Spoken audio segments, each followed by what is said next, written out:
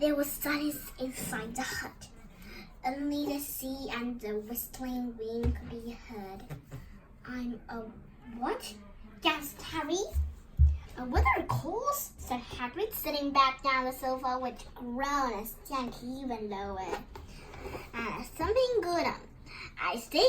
Once you've been trained up a bit with a mom and dad like yours, what else would you be? And I reckon it's about time you read your letter." Harry stretched out his hand at last to take the yellowish envelope. "Addressed in emerald green to Mr. H. Potter, the floor, hot on the rock, the sea." He pulled out the letter and read.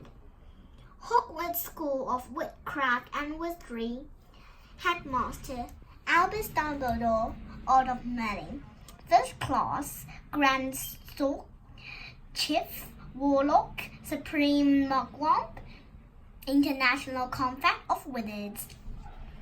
Dear Mr. Potter, we are pleased to inform you that you have a place at Hogwarts School of Witchcraft and Wizardry. Please find enclosed a list of all necessary books and equipment. Term begins on the 1st of September. We await your hour by no later than 31st of July. Yours sincerely, Minerva McGonagall, Deputy Headmistress."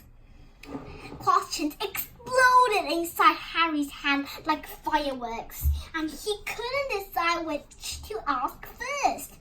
After a few minutes, he stammered, "What does it mean? They await my owl?"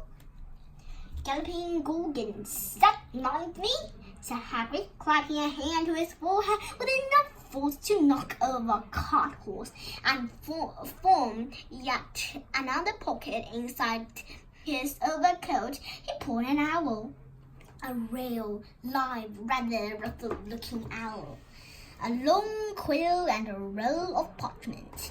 With his tongue between his teeth, he scribbled a note which Harry could read upside down. "Dear Mr. Dumbledore, given Harry his letter, taking him to buy his things tomorrow. Weather is horrible. Hope you're well, Harry." Harry rolled up the note, gave it to the owl, which clamped it in its beak, went to the door and threw the owl out into the storm. Then he came back and sat down as though this was as normal as talking on the telephone. Harry realized his mouth was open and closed quickly.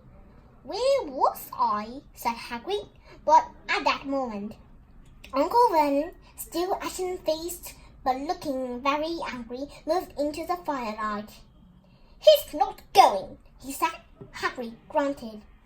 "I like to see a great muggle like you stop him," he said. "A what?" said Hagrid, interested. "A muggle," said Hagrid. "It's what we call non-magic folk like that. And it's your bad luck you grew up in a family of the biggest muggles I ever laid eyes on. We swore when we took him in we'd put a stop to that rubbish," said Uncle Vernon. "Swore we'd stamp it out of him. Wizard, indeed." "You knew?" said Harry. "You knew I'm a wizard?" "Knew!" shrieked Aunt Petunia softly. "Knew! Of course we knew!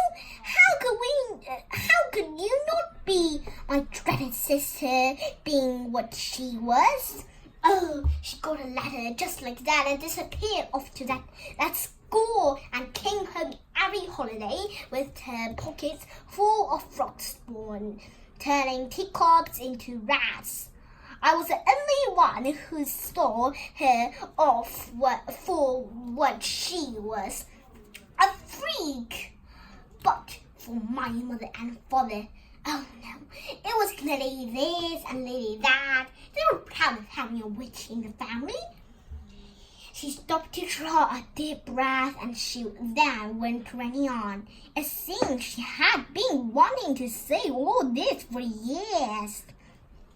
Then she met the porter at school and they left and got married and he then had you.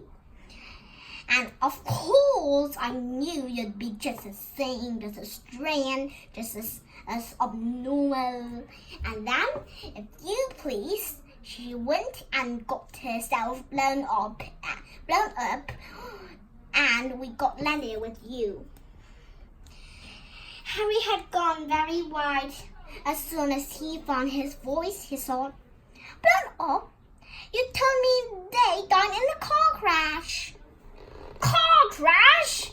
roared Hagrid, jumping up so angrily that the Dursleys scuttled back to their corner. "How could a car crash kill Lily and James Potter? It's an outrage! A story with a scandal. Harry Potter not knowing his own story when every kid in our